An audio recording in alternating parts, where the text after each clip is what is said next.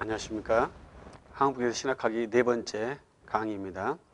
세 번째 강의를 많은 분들이 시청했습니다. 그리고 여러 가지 질문들을 저에게 해 주었습니다. 그 중에 하나 질문을 4강의로 하고 두 번 다음 강의를 진행하도록 하겠습니다. 그 질문은 우리의 이 제목에 대한 질문이었습니다. 이 제목이 한국에서 신학하기 네 번째 강의인데요. 왜 제목이 한국에서 신학하기냐, 이러한 질문입니다. 우리 제목에 대한 질문이기 때문에 한 강의를 이렇게 또 진행해 보도록 하겠습니다. 제가 처음 강의에서 저는 한국인이고 또 광주 사람이라고 말씀을 드렸습니다. 그래서 이 기독교가 또 특히 개신교가 또 장로교가 한국에 들어와서 이 한국이 장로교의 국가가 되었습니다.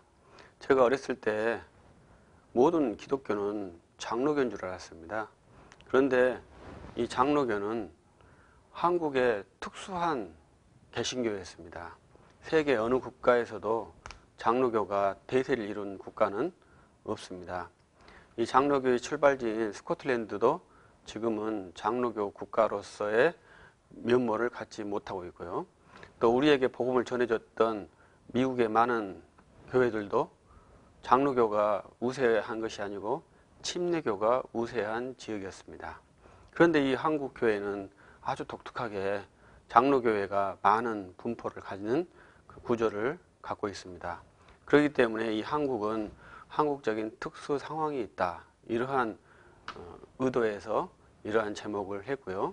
우리가 한국이라는 특수 상황에서 신앙생활을 하는 그러한 모습이기 때문에 이 한국을 이해하고 또 복음이라는 것을 이해해야만이 균형 잡힌 기독교를 이룰 수 있다, 이러한 취지에서 한국에서 신학하기라는 제목으로 이 강의를 진행하고 있습니다. 그래서 우리가 언어라는 것은 모든 그 다양한 언어가 있는데 거기에마다 다 대칭 언어가 있습니다. 그런 대칭 언어를 이제 번역해서 사용하게 되는데요. 우리 한국도 모든 기독교 용어는 한국에서 만들어진 것이 아니죠. 다 외래 용어이기 때문에 외래 사상을 한국으로 번역해서 사용하는 그러한 상황입니다. 그렇기 때문에 현재 기독교가 오기 전에 한국에 사용했던 용어와 기독교가 온 후로 그 기독교 용어를 한국으로 번역해서 사용하는 그 용어의 차이를 잘 이해해야 이제 그리스도인으로서의 좋은 분석을 할 수 있습니다. 그런 것을 이제 문화 개념의 차이, 또 분석의 차이라고 할 수 있습니다. 그래서 우리 한국의 단어 개념을 잘 알고 그것이 어떻게 기독교 용어로 신학화되었는지 이러한 과정의 변이를 안다면 좋은 그리스도인이라고 생각을 합니다. 그래서 이 복음이라는 것은 보편적이죠. 예루살렘에서 시작해서 한국까지 온 그러한 세계적인 종교입니다. 그래서 이 복음은 보편성이 있습니다. 그러나 이 복음은 각 지역에 들어갈 때마다 지역의 특수성을 또 갖고 있습니다. 그래서 모든 세계 각국에 있는 기독교가 동일한 형태를 갖고 있는 것이 아니고 동일한 복음이지만 그 지역과 문화에 따라서 약간의 특수성을 갖고 있습니다. 한국도 세계 교회에서 유례 없는 성장과 큰 영향력을 갖는 그러한 교회이지만 세계 기독교의 보편적인 내용과 함께 한국 교회의 독특한 내용도 갖고 있습니다. 한국 교회 하면 기도로 유명하죠. 새벽 기도회, 금요 기도회, 이러한 기도가 한국 교회의 특수성이라고도 말할 수 있습니다. 이러한 특수성을 우리가 어떻게 할 것이고 또 기독교의 보편성을 우리가 어떻게 할 것이냐, 이러한 것이 이제 한국에서 신학하기에 중요한 고민 중에 하나입니다. 기독교 보편성만 강조할 수 없고 한국의 특수성만 강조할 수 없고 보편성을 강조하면서 한국의 특수성을 무시할 수 없고요. 보편성을 제외하고 한국의 특수성만 가지고 갈 수도 없는 것입니다. 이 두 개를 우리가 함께 다 가지고 가야 될 과제가 있기 때문에 이 두 가지의 가치를 잘 알아야만이 바른 한국 사람으로서의 그리스도인이 양육될 수 있는 것이죠. 그래서 저는 한국 사람으로서 기독교인을 추구하는 그러한 목사이고 그러한 연구자입니다. 그런데 이러한 그 영상을 제작하게 된 근본 원인은 우리 한국교회가 보편교회에 대한 이해가 부족하다. 이러한 것에서 시작했습니다. 보편교회 이해가 부족하고 한국교회의 특수성을 강화되어 있는데 이 두 가지 가치가 합당하지 않기 때문에 계속 한국교회는 방향을 상실한 그러한 아주 위험한 모습으로 판단이 되어졌습니다. 그래서 이런 보편 기독교가 우리 한국교회에 정착할 때 어떻게 정착되었고 우리는 또 이것을 어떻게 해소하고 어떻게 발전해야 나갈 것인가를 고민하는 그러한 영상이라고 생각해 주면 좋겠습니다. 이 강의를 하면서 우리가 공부에 대한 말씀을 제가 많이 드리는데요. 우리 한국교회는 세계적인 교회의 위상을 갖고 있습니다. 그런데 연구의 부분에서는 세계 교회에서 주도적인 역할을 하지 못하고 있습니다. 그러한 이유 중에 하나는 순수 연구진이 전혀 없다라고 말할 수 있습니다. 이러한 순수 연구를 하는 투자하는 종교는 이제 많은 종교들은 다 순수 연구에 투자를 합니다. 대표적으로 로마 카톨릭 교회는 순수 연구에 많은 투자를 하는 것으로 보여집니다. 그러나 이 개신교는 연구자들이 거의 교수진들이지 않습니까? 교수진들은 강의를 하기 때문에 강의에 많은 에너지가 소모돼 가지고 연구하는데 많은 애로사항이 있습니다. 그렇기 때문에 고양질의 데이터가 나오기가 어려워요. 한국에 많은 신학 박사들이 있고 많은 연구자들이 학생들이 배출되지만 실제 목표가 뭐냐, 교수를 하기 위해서 또 목회를 하기 위해서 이러한 것으로 공부를 한다면 기독교 학문, 기독교의 정체성, 기독교의 진실한 내용의 발전이 상당히 기대하기가 어렵습니다. 그래서 진짜 연구를 위한 연구자들이 한국교회도 많이 있어야 되고요. 이러한 연구자들을 한국교회가 지원할 수 있다면 우리 한국교회가 굉장히 기초가 튼튼한 그러한 종교가 될 것입니다. 그래서 이 한국 상황도 잘 우리가 한국에서 태생된 한국 연구자들이 보편 기독교를 잘 연구해서 바른 기독교와 또 바른 한국인의 두 가지의 가치를 창출해낼 수 있는 그러한 과제가 실현돼야 하는 것이죠. 이 우리 한국교회의 특수성은 매우 독특한 것인데 그것은 복음 전도의 문구를 한국교회가 만든 것입니다. 우리의 복음 전도의 문구는 예수 천당 불신 지옥이라는 그 문구죠. 이 문구가 100% 맞았다고 볼 수는 없지만 또 틀렸다고도 볼 수 없는 그런 것이고 이 문구가 우리 민족의 심장에 그대로 박혀가지고 한국교회 부흥에 기초된 그러한 문구입니다. 지금은 이제 그렇게 말하시는 분들이 많지 않죠. 그래서 이 문구를 우리가 어떻게 해소할 것이냐, 어떻게 나아갈 것이냐 이러한 것에 우리가 많은 관점을 가져야 합니다. 이 문구가 너무나 간략했기 때문에 서양의 많은 전도 프로그램들이 우리한테 쉽게 들어왔는데요. 그 중에 가장 대표적인 것이 CCC에서 활용했던 사형리 전도 프로그램입니다. 이 사형리는 한국에서 만든 것이 아니죠. 미국에서 만들어진 것입니다. 그런데 이 예수천당 불신지옥이 간단한데 사형리는 그보다 약간 더 복잡하지만 그 사형리 프로그램도 너무 간단한 거죠.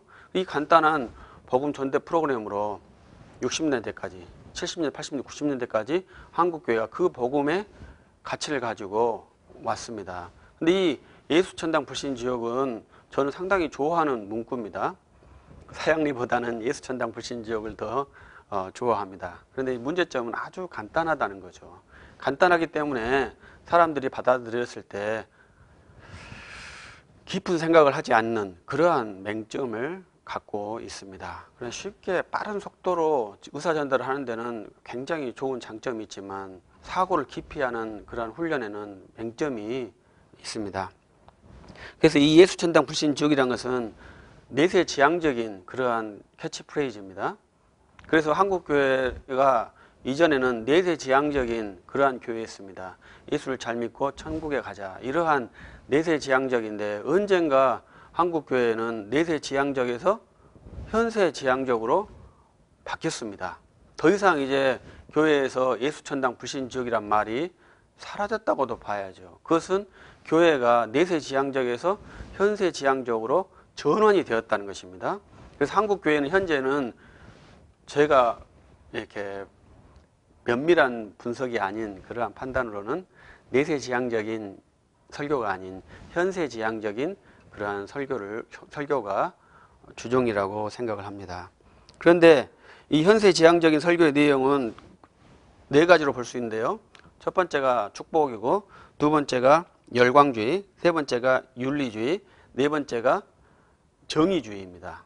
그래서 이러한 설교들이 주종입니다. 그래서 기독교에 와서 세상적인 복을 받든지 내세의 복을 받든지 이러한 축복이고, 열정적으로 기도하고 열정적으로 노래하고 춤을 추는 그러한 열광주의가 있고, 어떻게 하면 우리가 바르게 살 것인가 연구하는 윤리주의가 있고, 어떻게 하면 이 사회를 바르게 할 것인가 하는 정의주의가 한국 기독교인데요. 이러한 모든 네 가지의 요소들은 다 현세의 지향적인 그러한 요소들입니다. 천국이라는 단어는 빠졌고요. 지옥이라는 단어도 빠져 있죠. 그래서 이러한 우리 한국교회가 초기에 내세지향적에서 현세지향적으로 전환이 되었는데, 한국에 신학하기 위해서는 왜 이러한 현상이 발생했는가에 대한 이해가 있어야 한다는 것이죠. 그런데 그런 것이 없이 물 흐르듯이 쭉 흘러와서 보니 언젠가부턴가 한국교회에 예수천당 불신종은 사라져 버렸고, 이 현세지향적인 우리가 이 현세에서 어떻게 잘 살 것이냐, 어떤 의미를 해야 할 것이냐, 이런 현세적인 목표 가치로 전환이 되어 버렸는데요. 이것이 왜 일어났는지를 한번 서로가 인식해야 한다는 것이 한국의 신학하기의 주요 목적이죠. 그것은 누군가가 정보를 받았고, 누군가가 정보를 전달했고, 그 정보를 받아서 모두가 다 동의했기 때문에 그러한 현상이 발생한 것이죠. 교회는 목사가 설교를 하지만 목사가 마음대로 설교할 수 있는 것이 아닙니다. 목사가 설교했을 때 성도들이 항의를 할 수가 있겠죠. 왜 그런 설교를 합니까? 바꿔주세요. 소수 의견이면 바꿀 수 아니지만 다수가 그렇게 원한다면 목사가 원하는 대로 설교를 못 하겠죠. 그렇기 때문에 이러한 전환은 지도자의 책임이 크지만, 분명한 것은 이렇게 팔로우들도 거기에 동조를 했다는 것입니다. 그래서 우리 한국교회가 내세지향적에서 현세지향적으로 바뀌는 것은 한국교회 전체가 동의를 한 것이죠. 그래서 우리가 이러한 동의가 왜 이렇게 변화가 됐는가, 이것이 한국적 상황인가 아니면 세계 보편적인 상황인가, 이러한 것을 잘 이해를 해야 우리가 이것을 유지할 것이냐 또다시 바꿀 것이냐, 이런 것도 다 결정을 할 수 있는 것입니다. 이것이 없이 그냥 흐르는 대로 가다 보면 세계 교회가 망하는 대로 그대로 가게 돼 있죠. 유럽 교회는 망했다고 모두가 다 인정하는 것 아니겠습니까? 우리 한국 교회도 곧 망할 것이라고 추측도 하지 않습니까? 그러면 망하지 않는 길이 어디 있겠어요? 망하지 않는 길은 왜 우리가 이 늪까지 들어왔는지 그 길을 추적할 수 있어야 하죠. 그래야 다시 역을 해서 그 길에서 다른 길로 갈 수가 있겠죠. 그런데 그 길을 추적하지 못하면 아무리 노력해도 늪에서 노력을 하면 더 깊이 들어갈 수밖에 없는 것입니다. 우리가 살 길은 반드시 그 늪에서 빠져나온 다음에 노력을 해야 우리가 살아가는 것이고 발전하는 것이죠. 늪 속에서는 어떠한 몸부림도 살아나는 데는 도움이 되지 않고 오히려 더 빨리 죽을 수밖에 없는 행동밖에 안 됩니다. 그래서 우리 한국의 신학학이라는 것은 그런 위기감에서도 시작한 것이죠. 그래서 저는 전달자에게 가장 큰 문제가 있다고 생각합니다. 목사는 전달자죠. 그래서 이 전달자가 이 내용을 전달하기 위해서 어디에서 이 신학 훈련을 받았는데, 신학 훈련을 받은 소스를 잘 공개를 안 해주는 것 같아요. 그래서 이 청자가, 성도들이, 듣는 사람들이 어디서 그걸 받았는지 궁금해야 되는데 성도들도 어디서 그걸 받았는지 궁금하지도 않는 거예요. 전하는 자도 책임감 있는 내용을 전하지 않고, 청자들도, 성도들도 그 내용을 받을 때 책임감 있게 받지 않는 그러한 풍토가 한국교회에 있는 것이죠. 그러니까 전달자는 그냥 마음껏 자기 마음 생각한 대로 말을 해버리고 청중도 자기가 원하는 대로 들어버리는 그러한 비인격적인 현상이 교회에서 일어난다고 봅니다. 그래서 저는 목사로서 선생에게 배움을 받았다고 생각하거든요. 그래서 나의 선생이 있거든요. 또 내가 싫어하는 선생이 있거든요. 싫고 좋고 이것은 학문적인 세계이기 때문에 인격적인 것은 아닙니다. 학문을 좋아하는 것이고 학문을 싫어하는 것이죠. 근데 한국은 싫어하면 그걸 인격으로 받아들여요. 그래가지고 저 사람이 나를 미워한다 생각하는데 그렇진 않아요. 사람은 절대 사람을 미워하면 안 됩니다. 죄를 미워하면 안 되듯이 학문을 거부한다고 해서 그 인격을 거부하는 것은 아닙니다. 그걸 혼돈하면 안 돼요. 그래서 우리가 그 사람의 말이 그 가르침이 좋을 수도 있고 인격은 안 좋을 수도 있고 그런 케이스도 있습니다. 없어야 되겠지만 또 반대로 전한 내용은 안 좋지만 인격은 좋을 수도 있고 이런 케이스도 있어요. 그래서 우리가 미국의 보수주의자들 신학교는 굉장히 비인격적이고 유럽의 그 자유주의 신학자들은 굉장히 인격적이다. 이렇게 말을 하는 경우도 있습니다. 한국의 이 보수주의 신학자들이 상당히 그 비인격적이고 딱딱하고 차갑고 이러고 자유주의의 교수들은 상당히 온유하고 인간적이다. 이러한 말들이 있는데 이것은 좋은 말은 아니죠. 저는 이제 개혁 신학을 하고 보수를 지향하는 그러한 학생인데요. 그래도 따뜻하고 온유하고 상당히 인간적이라고 생각을 합니다. 그러니까 그건 다 맞지는 않고요. 그런데 이 전달자들의 전달과 청자들이 그걸 수용하는 과정에서 이러한 일이 발생을 한 것이죠. 근데 전달자가 자기가 전달한 내용의 근원처를 알아야 되거든요. 내가 이 현재 전달하고 있는 이 컨텐츠, 내용물이 어디서 왔느냐 이것을 알아내는 것은요 굉장히 어려운 것입니다. 저도 수년간 설교를 했지만 그 유래처를 다 알고 설교를 하는 게 아닙니다. 그러나 우리가 공부를 쭉 하는 것은요 언젠가는 그 유래처가 내가 이 A라는 말을 했는데 이 A라는 말이 그 근거가 이 텍스트에 있었구나, 이 선생이 했었구나 이렇게 알아가기 위해서 학문을 하는 것이거든요. 그렇기 때문에 지도자들은 반드시 학문적 연구를 많이 해야 됩니다. 그래야 자기가 가르치는 내용에 대한 근거, 텍스트를 알 수가 있는 거죠. 살아있는 사람이 선생이 말할 수도 있고 죽어있는 선생이 이 텍스트를 통해서 남겨준 그 자료를 볼 수도 있는 것이죠. 그래서 그것이 다 공부거든요. 그래서 저는 이 한국에서 신학하기 이렇게 했을 때는 이 한국의 특수성과 기독교의 보편성을 잘 견지하는 그러한 것이 되어야 하고요. 이것의 주요 전달자가 있기 때문에 이 전달자에 대한 이해가 매우 중요하다고 생각합니다. 우리 한국교회 주요 전달자들은 거의 외국에서 공부를 했어요. 그래서 외국에서 공부를 해서 왔는데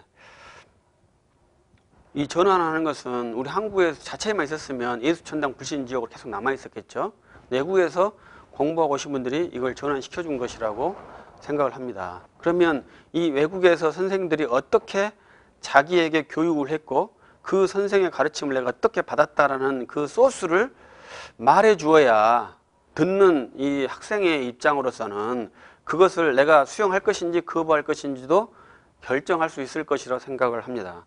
그런데 이 선생님들이 교육을 할 때 그냥 평이하게 일상적으로 교육을 한 것이죠. 근데 신학교에 처음 간 신학생이 무엇을 알겠습니까? 선생이 전부기 때문에 그 내용을 그대로 스펀지처럼 다 받아들인 것이죠. 그것이 이제 현실과 현재 내가 했던 것과 가르친 것과 충돌됐을 때 현재 것을 다 배제시키고 가르친 신교육을 다 자기 것으로 수용하고 그 신학교육이 끝나고 교회에서 그대로 해버리니까 이 내용이 바뀐 것입니다. 그래서 저는 그 목사이고 우리 교우들을 가르치는 그러한 사람인데요. 이 목사의 그 큰 특징 중에 하나는 이 목사가 반드시 선생이 있어야 한다고 생각을 합니다. 그래서 이 목사를 보고는 성도들이 판가름하기가 어렵죠. 근데 성도들이 판가름할 수 있는 방법은 선생과 살아있는 선생과 현재 목사와 그 제자인 목사와의 가르침의 연관성을 비교해 보면 아, 이분이 잘 가르치고 있다, 못 가르치고 있다, 평가를 할 수가 있는 거 아니겠습니까? 그런데 이 목사가 자격증만 가지고 열심히 가르치면 그걸 가지고 평가한다는 것은 이 기준치, 비교치가 없기 때문에 절대로 평가가 불가능한 거죠. 그러면 우리가 어떻게 목사를 신뢰할 수 있겠습니까? 목사를 왜 여러분 신뢰하시나요? 여러분들이 투표하기 때문에 목사를 신뢰하겠습니까? 그렇진 않아요. 목사는 반드시 바른 가르침이 있어야만이 신뢰할 수 있는 인격체가 되는 것입니다. 목사가 바른 가르침을 갖지 않는데 신뢰하는 것은 목사에게도 문제가 있지만 신뢰한 사람에게도 문제가 심각하게 발생할 것입니다. 장로교 정치 원리에서는 더더욱이나 그런 일이 발생합니다. 그래서 목사가 자기 선생의 가르침을 잘 이행하고 있는지 평가할 수 있는 능력이 필요하고요. 그 선생의 선생, 쭉 가면 이 선생이 쭉 오는 거지 않습니까? 이 선생의 최고적 정착지가 교회는 사도입니다. 그래서 교회는 이 사도적 가르침, 사도의 복음을 따라서 현재 이 교회가 이루어지고 있는 것이죠. 그래서 우리는 사도의 가르침을 따르는 교회가 장로교회고요. 사도적 형식을 갖고 있는 교회가 로마교회, 천주교가 되는 것이죠. 그래서 우리 사도의 권위가 교회에 있는 게 아니고 사도의 가르침의 내용이 교회가 있습니다. 그렇기 때문에 교회는 그 사도의 가르침을 진리의 기둥이라고, 그 가르침이 있기 때문에 진리의 터라고 말하는 것이죠. 그 사도의 가르침은 곧 예수 그리스도를 믿으라, 이러한 내용으로 다시 집약을 시킬 수 있습니다. 그래서 우리 교회가 예수 그리스도의 교회인 것이죠. 그래서 이 교회가 복음을 전하는 것이고, 이 복음을 전하고 복음을 전하는 사람과 복음을 듣는 여러분이 한국 사람이라는 것이죠. 또 중국 사람일 수도 있겠죠. 일본 사람일 수도 있겠죠. 그러면 그 특수한 상황에서 일어나는 현상들이 달라지는 거죠. 우리 한국에도 선교사님들이 가서 세계 각처에 선교를 하지 않습니까? 한국 사람이 일본에 선교한다, 한국 사람이 필리핀에 선교한다, 한국 사람이 아르헨티나에 선교한다. 그러한 보편 기독교를 가지고 한국의 특수한 문화와 아르헨티나의 특수한 문화, 이 두 특수한 문화가 만나는 이러한 훈련들이 복음 훈련에 있는 것이죠. 그래서 목사들도, 저도 이제 그 일본에 가서 이렇게 같이 일본 목사님들과 교류도 합니다만은, 다양한 문화들과 교류하면서 이 한국의 특수성과 기독교의 보편성 가치를 함께 증진을 시켜야 하는 것이죠. 그래서 가장 한국적이라는 것은 고형화되어 있는 게 아니죠. 복음은 정해져 있는 것이고요.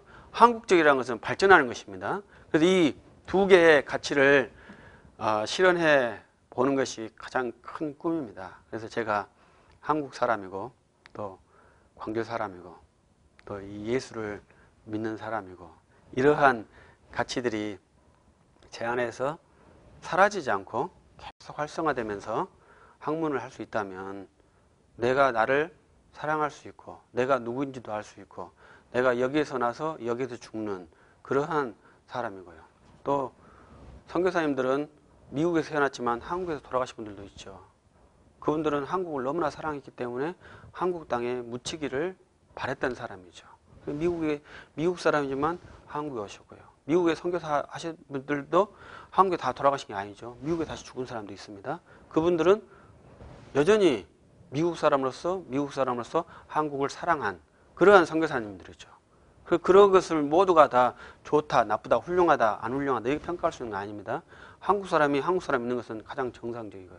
한국 사람인 것을 내려놓고 내가 필리핀 사람이 되어서 필리핀에 복음을 전하겠다, 이것도 굉장히 아름다운 것이죠. 그런데 가장 중요한 것은 복음의 절대성을 가지고 있는 것입니다. 이 복음의 보편성을 가지고 모든 민족에 가서 복음을 전할 수 있다면 정말로 좋은 그리스도인이죠. 그때 가장 중요한 것은 내가 태어난 곳이 한국 땅이고, 내 이 태어난 한국 땅의 그 기질을 버릴 수 없다는 것입니다. 그렇기 때문에 이러한 것들을 자기가 잘 수용하고 발전시키면서 신학을 한다면 좋은 그리고 또 즐거운 학문이 될 것이라고 생각해서 이 제목이 한국에서 신학학입니다. 여러분들이 영상을 들을 때, 보실 때 즐겁고 또 편한 마음을 볼 수 있기를 또 바랍니다.